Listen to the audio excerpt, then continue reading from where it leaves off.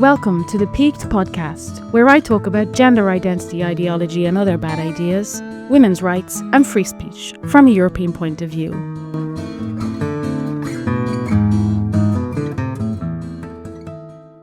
Laoise de Brún, how's it going? How do foreigners deal with your name? What do they call you? To be honest, names that is easy to say, Laoise de Brún. It's pretty straightforward. It's more if they see the spelling on my first name and it throws them because it's all the vowels, right? But then I sometimes say to Americans, for example, oh, you've heard of Saoirse Rowan. And then they go, yeah, if they have. I mean, if they haven't, it's obviously pointless. It's the same sound group of vowels, isn't it? Yeah, so, I mean, obviously if you start glazing over, they glaze over when you say it's AOI, but the I has a secret fodder and that makes it an E sound and that's dominant. And then you've lost them. But what do they say if they have not had the instructions? What do they say when they see your name written down? What do you get? Laoise? I can't even imagine what a non-Irish speaker would see it as. So famously, once I was in Jersey a few years back in an Uber, and the Uber recorded voice kept saying Laoise, Laoise, picking up Laoise. That's definitely the worst version of my name. Louise is probably the least offensive. They just think it's a typo for Louise, probably. Yeah. I get Rosen here. And when I'm online with British people, they'll call me Róisín, but they put the emphasis on the wrong syllable. Oh, yeah, I guess. Did you notice that? Well, I have noticed when I first moved to London 20 years ago that Heathrow and Londoners say Heathrow. Oh, Heathrow. I never heard of such thing. So that would make sense why they're saying Róisín, because in English, not Hiberno English, which is what we speak, if there's a choice of emphasis, it'll be on the second vowel. Right. And you sometimes go over to France, or you go over to France a lot. Have you noticed what they do with their syllable emphasis? Have you copped this? Probably not, because I'm not, couramment like you are. But no, Well, take that word then. Where is the emphasis? Couramment. Couramment. Am I saying it right in the time? Sorry? First syllable? No, all of them. Oh, yes. Mais là, je vois que il y a de la. It's like every single syllable gets the same emphasis. That just speaks to me of the precision of French people. It has to be comme ça. It's just how they are, isn't it? I mean, that's what I want to talk about. I wonder, is it something to do with culture? Because have you heard this other thing that Germanic languages that put the verb at the end that contributes, or it's either a demonstration of how well organized they are, that they need to know how their sentence is going to end when they begin it, or that they became so because they had to know the end of their sentence before they began it. It made them like that. Like, this is just fascinating, isn't it? Oh, I love that. Isn't it insane? It's hardly a coincidence that the most organized people known with stereotypically organized culture in the world know how their sentences are going to end before they even start them. However, how do you explain Irish people who are famously loose in that regard, very unlike the more Teutonic? Well, call me Shinny I have to do that. Would you say, yeah, I don't know. I mean, is it always? It's something maybe we should keep an eye out for. Typically, you're right. Typically, our verbs would always be in the front. Of course, they would be. Yeah, that's just a random example. No, you're right. So basically, Northern Europeans or those languages, Germanic languages, they are so organized that they know exactly what's happening before they even have a verb. Yeah. I only know really for German and Dutch, which are very, very similar. You would say, ich ga eten. I'm going to go and have carbonade to eat. Well, that's a bad example, actually. Well, I don't know. Maybe some linguists can comment on that.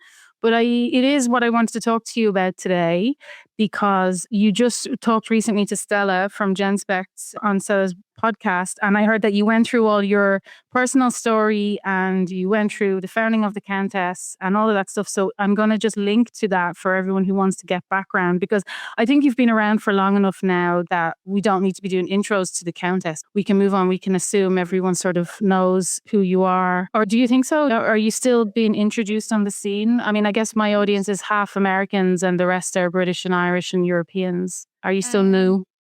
It depends very much on the audience, but I think that your listeners typically will be aware that there are both gender critical / feminist grassroots groups springing up now with regard to immigration, like all over Europe.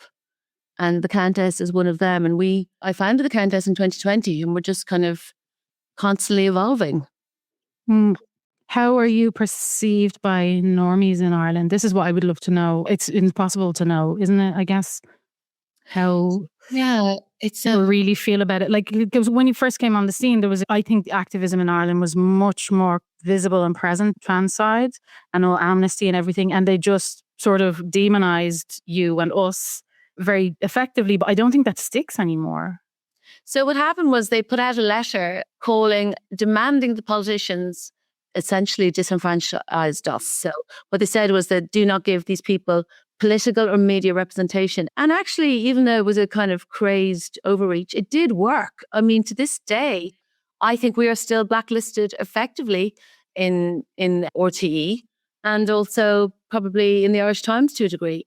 I mean, the fact that we occasionally break through and get quoted, like I was quoted in the ICCL piece, which I'm sure you've talked to, is spoken of to death now, and everyone's kind of... I haven't talked about it on my podcast. Okay, at all.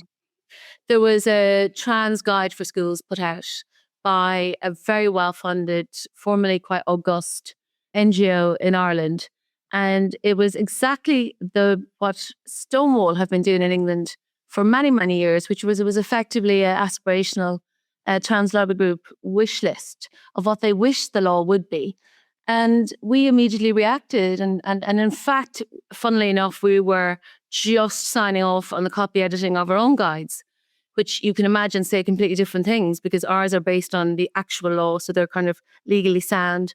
But the funny thing was, it was a good case study of how Ireland works because the political editor of the Irish Times just put out the piece as if it was the law, because the way he did it was he just did a cut and paste of, I guess, their press release.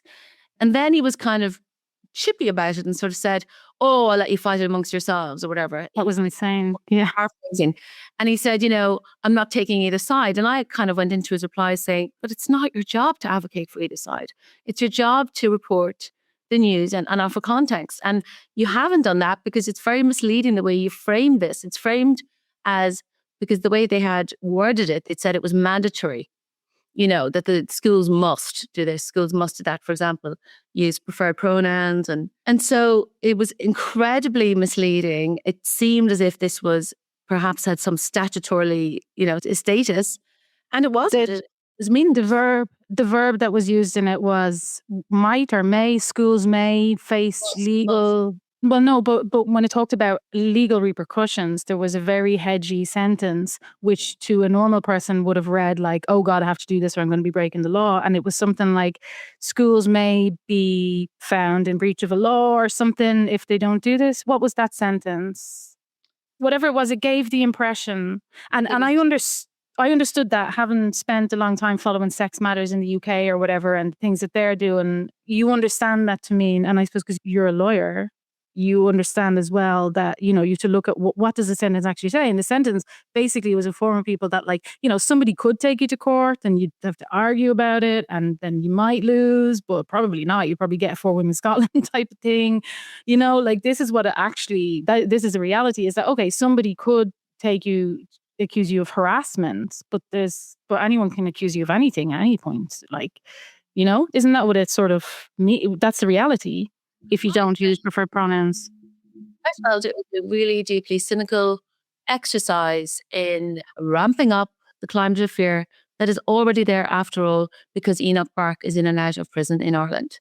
For your listeners, Enoch Burke is an evangelical Christian teacher who refused to use preferred pronouns for a young person in the school that they taught at.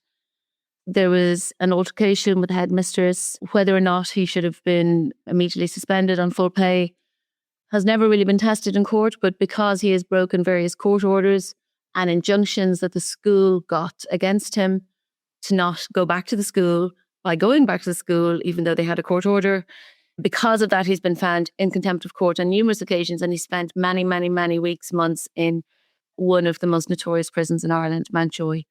So this is rumbling on now for years. And that is the backdrop, I feel, to the ICCL guidance. I hadn't even thought of that, actually. I hadn't really linked the two.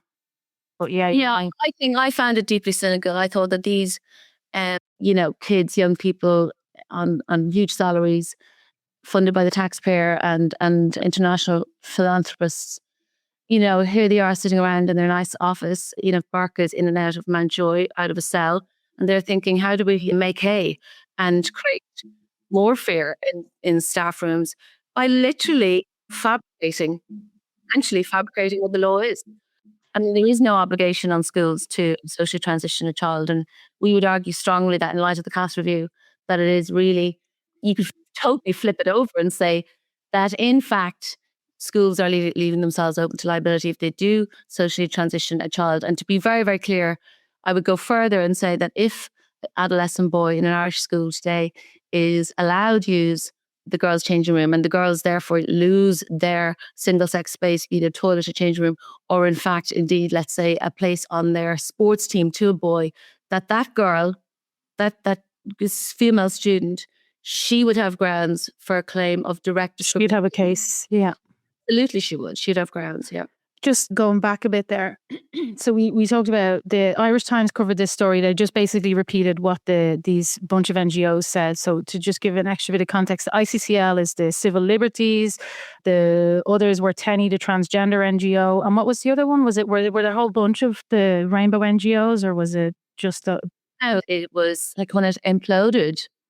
Because essentially what happened was, I'll give a brief outline of the timeline. So it's printed on the front page of the Irish Times. The Irish Times is the Irish newspaper of record. So it's given, the most kind of auspicious placing in the paper. And the way it's framed, the way it's reported is as if it is mandatory and has some kind of, it's a circular at the very least, or has some kind of status in a statutory level when it doesn't at all. And then there's an uproar online. There's a follow-up piece done by the political editor, Pat Leahy, and he picks up the phone and does what journalists should do and stands up the story. It's called standing up the story, where you go and you say, did you write this? What does it mean? And then you get responses or reactions from everyone involved. Now, so then that's the proper treatment of the story. And it was a real example to me of like, gosh, if trans was treated as a normal story by journalists, it would be over by now. Because it just kind of shatters into a million pieces, just fractures. Because he speaks to ICCL. They double down, but they point the finger to the legal advice they got from A&L Goodbody, which is one of the top 3 law firms in Ireland, one of the most prestigious. I think it's the oldest perhaps. These are really serious people. They go to A&L Goodbody for a comment, and A&L Goodbody's name is on this document. So we don't know, was it a senior partner who signed off on this legal review? Was it a summer work experience person? We don't know. But A&L Goodbody, this law firm, will not comment. They refused to. But hold on, sorry, Laoise, they reviewed the document itself, or they were in touch with the Irish Times? They really? No, their name is on the document. It says they reviewed it legally. I think it was their pro bono arm. But the point is they're prepared to put their name to it. And I guess this was a little while back, because once, you really got a distinct impression of kind of rats, and a sinking ship, really. Nobody wanted to have anything to do with it. So they won't comment. Then he doesn't go to IREC. And IREC, I think this is an important part of the story. IREC is the Irish Human Rights and Equality Commission. And they actually do have a statute-based responsibility. Mm-hmm. They are bound by statute, and their job is to monitor and implement essentially equality laws in Ireland and human rights, monitor human rights. But like our equality laws all come from Europe, as you will know.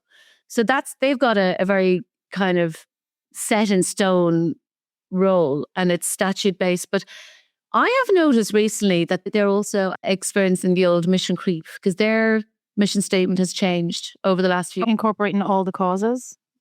Just being much more like, we're here to kind of help the minorities. And that's actually not what they are there to do. They're meant to be looking after human rights, equality for all citizens. It's not meant to be special people. Specifically tied to legislation, equality legislation that exists. Yeah, Equal Status Right. Act. Yes. Because that's what, on the level above that in Europe, there's this thing called Equinet, and they're equality bodies. And every country in Europe has an equality body, and IREC is our one. In Belgium has like two. Some countries might have more than one. They're all quangos, and they all have these statutory, like that's part of some legislation somewhere, I guess, in one of the equality legislations that directives that comes from Europe says you have to set up a statutory body whose responsibility is. Yes. So they're all in rooms together in Brussels on a regular basis as well. So they're taking their instructions very much from Brussels. And so I would imagine it's the same mission creep all over the place. Well, definitely in Belgium. Belgium's really fucked. But yeah, so they have some sort of responsibility. And then they come out, and you're saying that they surprised you more, their involvement. Well, yes, because they funded it. And I guess they had an oversight of it.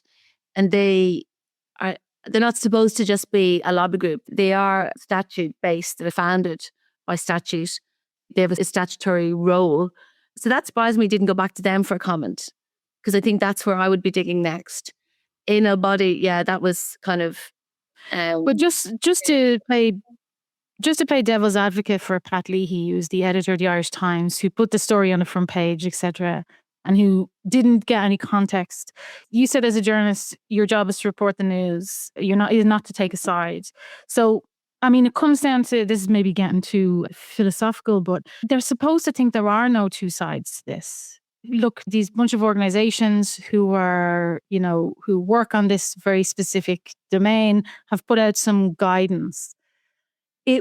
Asking for context, like this happens all over the place all the time now, but even pretending there's an opposition to it is almost, acknowledging that there's opposition is seen as taking a side, you could say. Do you know what I mean? Yes, but the default is taking a side. But therefore, the corollary, which is the default position, is the pro-trans side. Like my point to him online, and to him, if I was to bump into him, or to any journalist in Ireland, would be like, you must surely know that the whole premise of this guide is being litigated all over the world. Bearing in mind, this was in the 10 days after I said Sandy Peggy was the first nurse in Scotland, but basically there have been 3 different victories on behalf of nurses who were initially reprimanded, disciplined, suspended by various hospitals or NHS trusts. All of these came to court. These women went through extraordinarily stressful times. They were not typically supported by their unions, and they've all won. Like at the same time, we've just had, not very long ago, last April, an apex decision in our neighbouring jurisdiction, which was the UK Supreme Court decision, which it's an 88-page judgment. It looks at all of the European case law. It trawls through it all. It's an exhaustive trawl through. And it essentially decided that the gender recognition certificate or gender self-ID does not enable you to use opposite sex as single-sex spaces. So what it was doing was, the question it was asked, those justices were asked, was how far does trans rights extend to, and do they encroach onto so-called women's rights, or those exemptions in the Equal Status Act or the Equality Act in the UK. So, and then at the same time also, you have Title IX coming before the US Supreme Court, which is the exemptions, the lawful exemptions, again, in terms of anti-discrimination law. This is all the same legal framework, okay? That's what you have to... It's all going on at the same time that Irish Times put this on the front page. So if you zoom back out a little bit, we're talking about the same law all over the world. Whether that is the laws that allow for discrimination on the basis of sport, which enables us to have the category of sex in sport, enables us to have, therefore, female sport in America. That's before the US Supreme Court currently. You've just had the UK Supreme Court give a decision, and then you've got 3 tribunals whereby those nurses all... Right, so you're saying this is the sea that an editor of a Western country is swimming in when he decides to put on the front page this gullible sort of, hear no evil, see no evil. Oh, look at this, just dropped. It's guidance. Voila, and then walks away from it like as if it's not a hugely contested issue. So that's sort of the atmosphere. But I don't think that's... You're just saying, does he not know? The answer is yes, of course he does know. There's no way in the world he doesn't know. So let's just get rid of that possibility. But I suspect that on the Slack group or the Teams group of the Irish Times, there was an emails and WhatsApp. I'd say there was a massive fight about putting a contextual paragraph in there, because I know journalists who work in lefty type newspapers in Europe, and this has been a constant battle for a while now. And I almost felt like, I don't think this is a theory that, like, you know, people are getting really, really tired of this contentious newsroom issue, and we sort of see the writing on the wall. And I almost felt like it was a cry for help. He knew what the reaction was going to be. They've all left Twitter. Everyone's left Twitter because of the reaction to the minute you go anywhere near tiptoe near this issue. There's just so explosive. He knew what was going to happen. And the fact that, Leisha, he didn't put it on the front page. He put it in the middle of the front page. It was like right in the center. So do you think that they, like, we all have our theories, I guess. I would like to hear yours, because, you know, like, you get rid of that notion straight away that he doesn't know about Supreme Court, Title IX, all that stuff. I mean, Irish people, Irish editors are obsessed with what goes on in the UK and in America. What is true, but there was this weird myopic vision of, you know, oh, that's just all the trans stuff. That's toxic. That's a bit Trump. And, you know, initially in the early days of my activism, it was, oh, that's the Brexiteers, that's the Tories. There's a real increasingly desperate need to kind of conceptualize it as, you know, far right, right wing. I mean, it's all nonsense, obviously, but I think they're still so desperately cleaving to the idea that, you know, to be pro-trans is to be a good person. I'm a good person, you know. Well, that brings you back to then you being featured on mainstream news in Ireland. So I know you've been on Tucker and stuff in the US, but let's just stick to Ireland for now. That's it. Inviting you on a show then, inviting you to have a comment, is sort of like saying, we've invited somebody from the far right today to come and, like, you know, so that's, you either, are they putting you still in that box? Are they still, you know, there was a big effort to associate you and your organization, the Countess, with the far right. I mean, also initially, which was really funny, Mother England trying to claim that gender critical thinking is just an import from the British colonial masters, which is just really funny. There was a lot of this like demonizing. And so, I mean, it must be really difficult for them to, I mean, they have no one that hasn't been demonized as far right to speak on this issue. Like Colette Colfer, who we both know, is sort of seen as she's more neutral than the Countess, I would say, as a, I've heard somebody call this in the UK before, call a cunt, sorry for my language, but it's like when you need somebody to give the opposite view, like, you know, they need somebody who's to give the opposite view. There's Colette Colfer. They'd never go to Enoch Burke's family because they're absolutely written off 100%. Like, everyone has sort of been demonized. There is nobody who's neutral to speak on this topic. Like Helen Joyce was once invited on Irish media, was she? Or a couple of times. And the first time I remember was like a Tipperary radio show or something. You know, like, who can they ask they haven't demonized as a far right extremist? I wouldn't really overstate that. Like, I think that more and more people are not watching RTÉ, more and more people are not getting their news from Irish Times. I mean, the demographics are kind of as they are all over the world. You're talking about the over 60s, really, firstly. Secondly, people are increasingly getting their news from YouTube. We've always had a very strong social media game. I'm a former broadcast journalist. So one of my first things I did when I set up the Countess was set up like 5 different channels. And we pump out all our content across those channels. So people find us in that way. Like, so we've kind of gone past the middleman. Do you know what I mean? So I just don't legitimize how they very, very tightly manage the Overton window. Because frankly, the gatekeepers are losing their grip of the narrative increasingly in Ireland and elsewhere.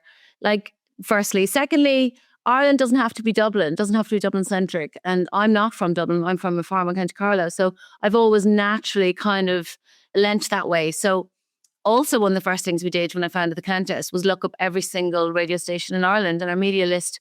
You know, when we do a campaign, it goes out to every single station. So we've always had a lot of interviews, you know, in the local radio stations. Some of them are regional. And the thing is about those, it's a very powerful lever to pull in Ireland because Ireland is very local in the way it operates as a community. And the people who are listening to regional radio in Ireland are far more likely to phone their TD than someone listening to national. They're likely to know their TD, which is an MP. As well, in the constituency. We've used that in the past in terms of getting things to bubble up to a parliamentary party level and getting them in, getting our matters into that for discussion at parliamentary party meetings. And then I think also thirdly, sooner or later they do sort of buckle. So now I will routinely go and do news talk being one of the more notable agenda setting outlets who are prepared to really... They're less woke, aren't they? They're a bit more normal. Go there. They'll just walk in and they will cover these stories which are seen as a bit more trigger hair. I mean, like RT essentially is there to amplify the government narrative. And not only that, I would go further and say to prepare the ground for government policy. That's kind of how it sees its job. I mean, I sometimes think it's hilarious when you hear RT reports, or even sometimes the Irish Times podcast, which I do listen to. I mean, I listen to the whole spectrum. I think we all should do that. But like the Irish Times podcast, they'll say sometimes like, well, no, the minister will be thinking. And the minister will and you're like, oh, is this journalism? That's not journalism. That's just like a courtier bringing someone's ear who's come from court. That's what it feels like. Yeah. So they all have their own roles. And I think you have to be kind of wise to it. Yeah, when you go on Newstalk, or Sandra Adams also, who's also with the Countess still, I guess, she's brilliant as well. When you guys go on these shows or when you give a quote or whatever, is there backlash now saying, you shouldn't be quoting those people? Or I'm trying to suss out, like, because I feel like the activist base is shrinking in Ireland a bit as well. Like, I feel like they're not as vocal. We don't get any backlash anymore. And a good marker for that for me was I ran for the Senate last year. And this time last year, in fact, would have been this time last year. And my team who coalesced around me, like they included kind of former, like civil servants, high-ranking civil servants from Department of Foreign Affairs was one guy. There was a few lawyers, there was a few bankers, there was a few multimedia kind of graphics gurus, whizzes. And it's very organic, the process of a team coming around you when you run for office. And initially, the huge problem or the thing that we faced from the outset was, how are we going to deal with the backlash? Mm-hmm. Huge amount of time and effort was put into kind of wargaming that, and how we would offset it. And if it went this way, we would say this. And if it went that way, there wasn't a peep. There wasn't a peep. Seriously? Yeah. So that was very... Yeah. You know what it is as well, though? I think it's because to draw attention to you would be to draw attention to your issue. And that's kind of the thing that dooms... I mean, not that you're only a single issue, but the issue that you became known for, which is the trans stuff. The more they point their fingers at you, the more they say, hey, look over here. Here's a fash, whatever it is. Here's somebody from, importing these British ideas into Ireland, whatever, the more they draw people's attention to you and the Countess and TERFs and stuff, the more people get piqued. So they're kind of stuck, aren't they? In that way. Like, I find that it's kind of a curse on their movement, because attention it's like ignorance is the key to their success. And, having someone like you standing for Senate, the best thing for them is to just not draw attention to you at all. Yeah, I think so. I also think we just bored them. We had a very, very strict online policy from the beginning that I instilled. Some people didn't like it and they left. Which was what? What was it? Just we never ever go after personalities. We never get into spats. We never ever make it personal. We barely even tag people online. And we only talk about policy and practice. And I will always bring it back to that. Frankly, the balls get really bored. The flying monkeys get really bored. It takes a lot of discipline to behave like that, but we're here to impact policy. If you're spending all your time arguing with the flying monkeys, then they're doing their job, which is to take you away from your mission. Mm-hmm. And actually, I said that what you're known for, but you have an entire life that you lived before you became sort of a campaigner for women's rights. You were political already-ish. Am I right? It's not like you had to invent opinions on all policy areas from scratch. No, I was always very, very political. I was always a feminist and hugely political. But and politicized. So yeah, I had very thoughtful, considered opinions, but they're always evolving. I mean, I would have been pro-trans initially before I understood what it really meant, before I joined the dots. So and you're quite left-wing in Irish terms anyway, like about nationalism and Northern Ireland and all that stuff. Maybe we shouldn't go into that. But I've noticed that your politics would have been traditionally more like Sinn Féin side, but now those people are lost to us. yeah, I always say I'm an old lefty. And I mean, what I mean by that is women's rights and child protection and end all wars and gay rights and pro-choice. But now all those positions are very highly nuanced for me, and pro-Europe. And equally, I'm always considering my position. And sometimes that's not popular. People really, really want you to pick a tribe and just stick to your bloody tribe.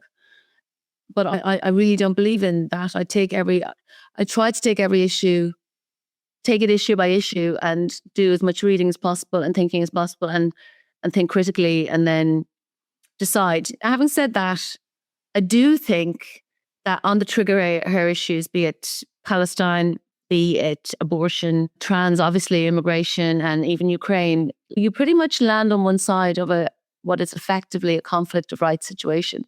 And you land on the side that your empathy has been triggered by.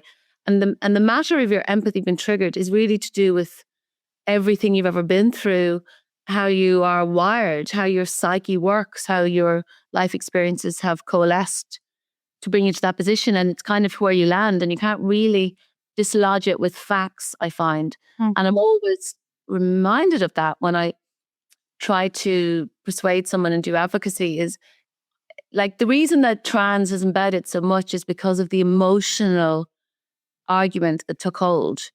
The sympathy vote, the most vulnerable, the minority in the world who need us, who need our protection. And people who are still cleaving to that emotional position of empathy, they don't really want the facts. They don't want the facts. They don't care about the facts.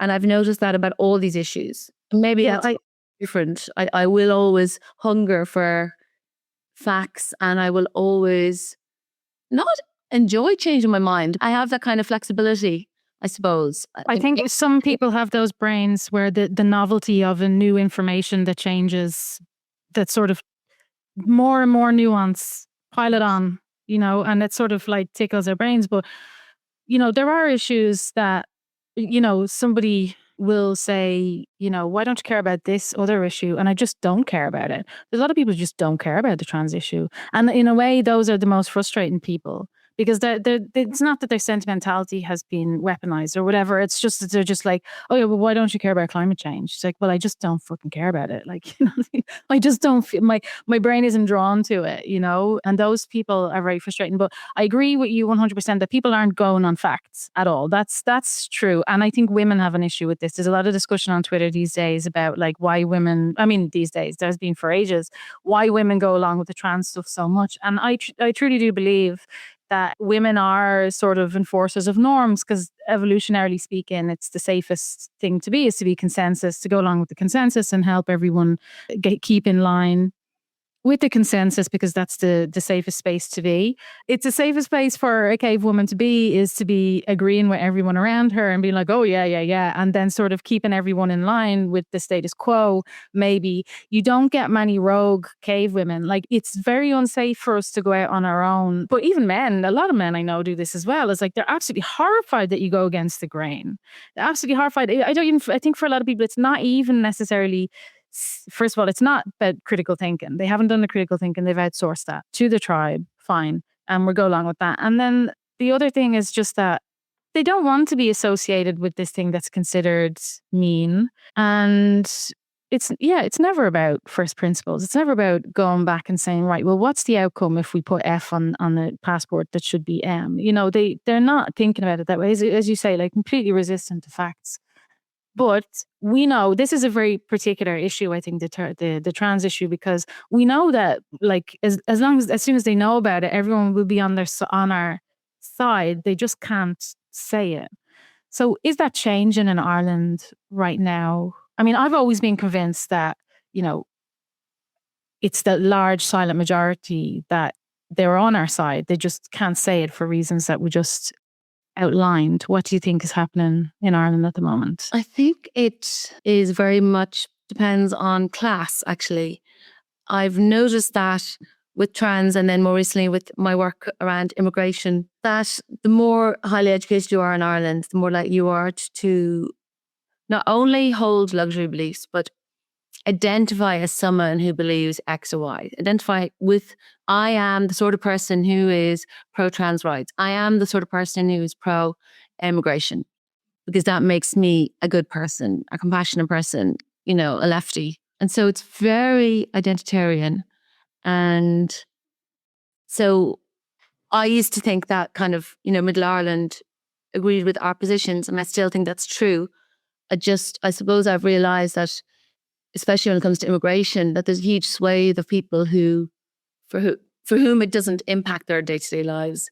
And they're also, I want to be the kind of person who is open to immigration and I don't want to be seen as a kind of person who's called a racist or called a whatever it is critics of immigration are called.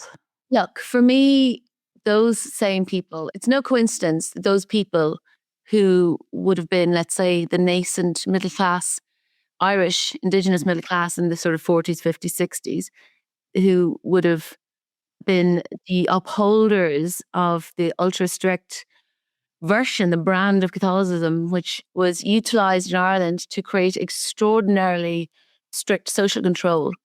Like, people seem to think that Ireland was very Catholic, and because Ireland was very Catholic, we were locking up girls not only who got pregnant out of wedlock, but even if the local priest spotted you, messing around with a guy or on your own without a chaperone with a guy, you would end up in one of the various system of homes. Like in the 50s, Ireland was incarcerating more of its population per capita than the USSR was. And that is how we operated as a society. But people like to think it was the Catholic Church. The Catholic Church wasn't an occupying army. No one went to the homes of these families and put a gun to the head of the mother or father and said, give us your daughter. I mean, there's one story I read recently whereby a local pharmacist developed pictures of some boys and girls messing around on a boat in the local harbour. That's all they were doing. Just the boys were rowing the boat, the girls were laughing. The photos were developed by the pharmacist, and he went to the father of one of the girls in the photos and said, you have to do something about this. The dad didn't want to do anything. Then he went to the priest. This is the pharmacist. He went to the priest. The priest said, oh, right. And seemingly reluctantly went to the dad. And then the daughter was incarcerated in one of these systems of homes. Sometimes it was an asylum. Sometimes it was a Madeleine laundry, a mother and baby home if you were pregnant.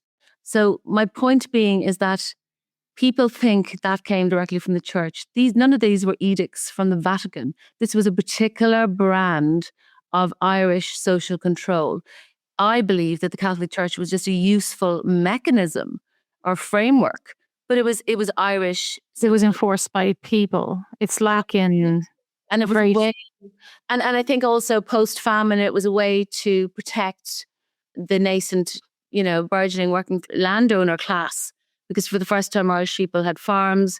If you own land, you have to make sure who's going to inherit the land. Therefore, you couldn't have illegitimacy anymore. Because at that time, it would have been pretty typical to have children out of wedlock, certainly in the west of Ireland, and places that were sort of unblemished or unimpacted by, say, more English culture. There's a famous story of some early archivists after independence, not long after independence, they go to the west of Ireland to record the Irish language spoken by native speakers. And they just go around doing essentially ethnographic interviews. And they interview a couple, and they're horrified to find that the woman is talking about the different studs in the village and people are babies left, right and centre. And there's a real bawdy sense around sex, sexuality. Sorry to interrupt. You're making me think of that song. She's like, I wish I was his wife and I wish I was going on a boat with him to Galway. Sorry to interrupt. But like that.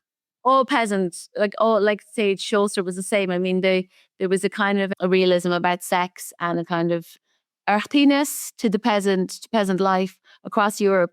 But that didn't sit well with this vision we had of ourselves of a new country that was respectable and, clean living and highly Christian and very Catholic. And so that's the reason, for example, that Peg Sayers, the famous historical text, is so boring, because they edited out all references to sex. I've never thought about any of this at all, but because I would have thought like, if you take the Vatican, I always sort of thought like Ireland was being the best Catholic for the Vatican and getting, impressing the Vatican and doing the best version of Catholicism and the strictest, and the harshest, in the same way that we're now doing for like institutions like the Council of Europe and the European Commission. We're saying like, well, yes, sir. Like, fucking how high do you want me to jump? Like, maybe not at all, you're saying. Yeah. I mean, I think when you like delve into it, there was a sense that, yes, for sure, we want to be the best Catholics in the world. Obviously, you and I will remember a time, we would have grown up in a time where there was universal mass attendance up until the late 90s. Of course, yeah. Now it's back to about 50%, which is surprisingly, or funnily enough, that's exactly the attendance rate we had before the famine. So you can look at really Catholicism in Ireland. No way. And after the famine. So, for example, before the famine, a lot of the sacraments would have happened out in the fields or around the kitchen table. And it was after the famine. And Derek Scally talks about this in his amazing book, which I highly recommend, The Best Catholics in the World.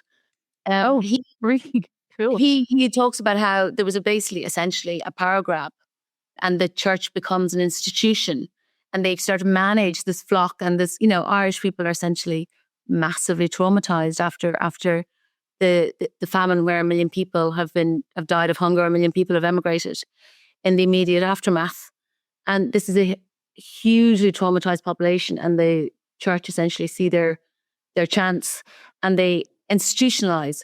But then we have this extremely strict version of Catholicism in Ireland, and it's essentially it's premised on respectability. Respectability was a very Victorian concept that lasted much longer in Ireland than it did in Victorian England. It kind of left England with Victoria, with that reign. But in Ireland, it remained. And the idea was, and that was, I think, what predicated and was the kind of driving factor behind the locking up of women. The idea that the honour of the whole of the household was embedded in the purity of the women of that household. That was all about being respectable and being seen to be respectable. And the way we practice our Catholicism, it wasn't in with any sort of great deal of curiosity theologically. It was very much about being seen to be devout. So, for example, the well-to-do families in each village and town in Ireland, they would get the front seat based on their donations.